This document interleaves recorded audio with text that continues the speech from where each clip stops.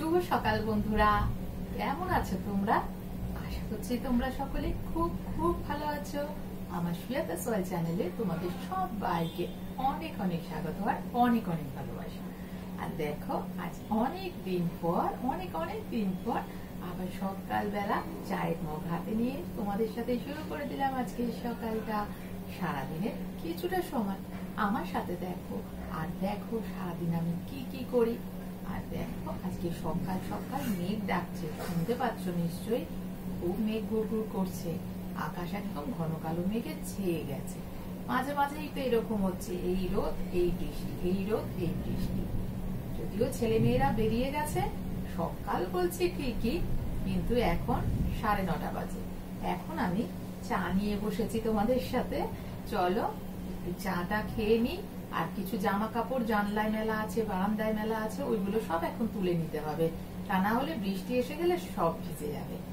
চলো চাটা খাই, খেয়ে জামা কাপড়গুলো বৃষ্টি আসার আগে তুলে নি। মনে হয় না সেরকম বৃষ্টি হবে, দেখছো না কি গুড়গুড় গুড়গুড় করছে। এত ডাকলে বৃষ্টিটা কমই হয়, তাই না? চলো খেয়ে নি। আর ঘুম হয়নি রাতে, নাইট দিই প্রতিদিন কাউকে না কাউকে।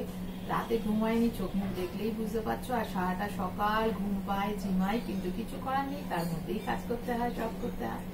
চলো দেখো, পাগলির মতো অবস্থা, না চুল আঁচড়েছি সকাল থেকে, না কিছু করেছি। চলো তোমরা সাথে থাকো।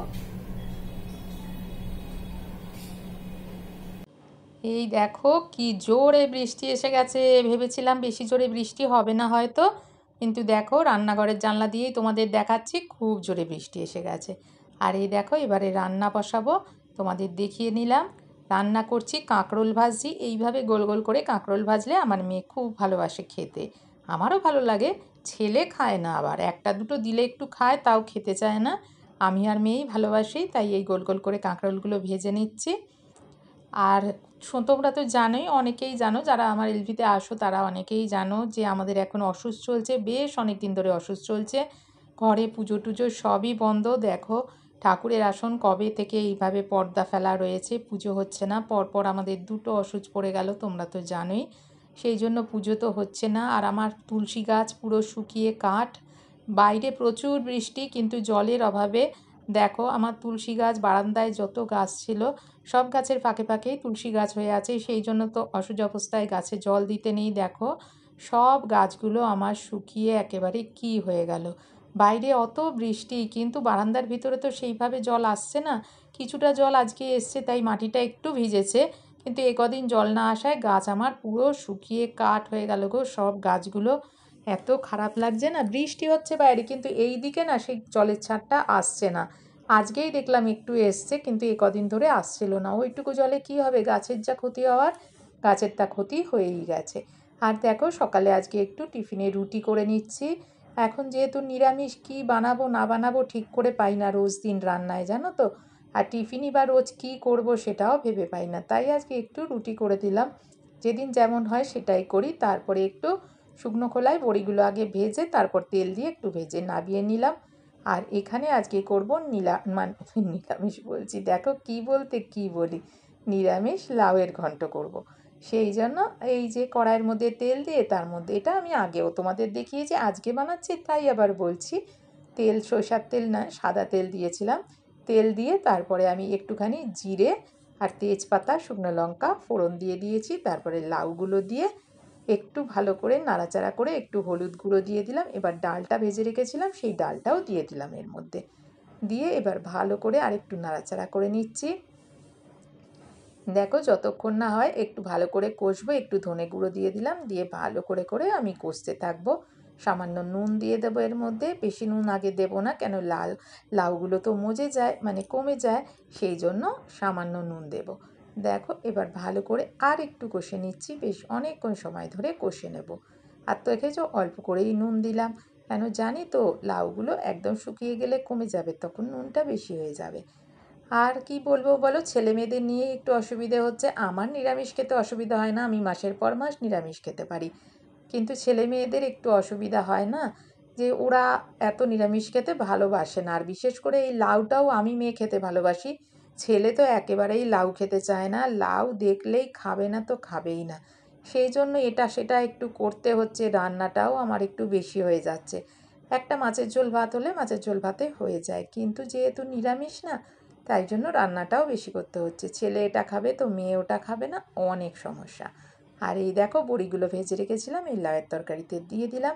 এইভাবে নিরামিষ দিনে মুগ ডাল ছিটিয়ে আর বড়ি দিয়ে লাউয়ের তরকারি করে দেখবে, দারুণ লাগে খেতে। আর কোনো রকম বাটা মশলা বা কিচ্ছু লাগে না। তোমরা তো দেখলেই, খুব সিম্পলভাবে বানিয়ে নিলাম এই লাউ ঘন্ট, নিরামিষ মুগ ডাল আর বড়ি ছিটিয়ে, বড়ি দিয়ে আর মুগ ডাল ছিটিয়ে এইভাবে করে নাও। আর কি বলবো, গলার অবস্থা আমার কিছুতেই ঠিক হচ্ছে না, কথা বলতে গেলে গলা আটকে যাচ্ছে, কিছু করার নেই, এইভাবেই বলতে হচ্ছে। আর দেখো একটু মটর ডাল ভিজিয়ে রেখে দিয়েছিলাম, মটর ডাল আর ছোলার ডাল মিশিয়ে ভিজিয়ে রেখে দিয়েছিলাম, সেই ডালটাকে আমি বেটে নিয়েছি। এবারে আমি এটা দিয়ে বড়া বানাবো। কি করব, এই বড়া টড়া হলে তবুও আনন্দ করে খায়, তা না হলে তো খেতেই চাইছে না। সেই জন্য দেখো এবার কড়াই আমি তেল দিয়ে দিয়েছি, এবার তার মধ্যে ছোটো ছোটো করে বড়াগুলো দিয়ে আমি ভেজে নিচ্ছি। বড়াগুলো ভেজে নামিয়ে রাখবো।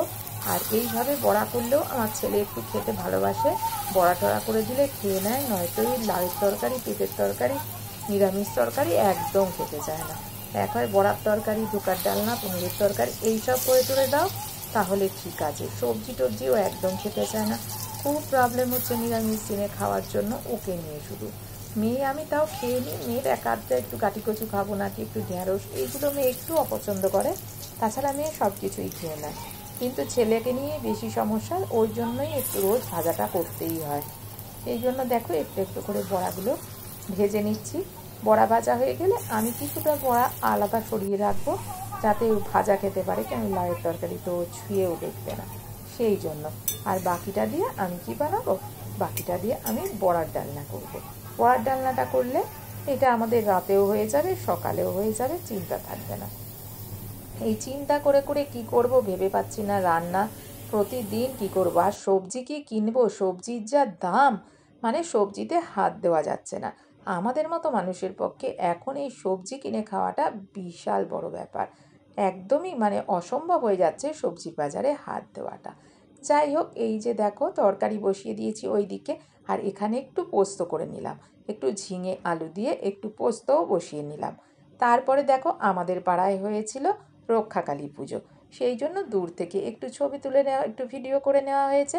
চলো আজকে আমার ভিডিওটা এই পর্যন্তই। আমার ভিডিও যদি তোমাদের ভালো লাগে, ছোট্ট করে লাইক করো, ছোট করে কমেন্টস করে জানিও কেমন লাগলো আমার ভিডিও তোমাদের। সবাইকে অনেক অনেক ভালোবাসা, টাটা।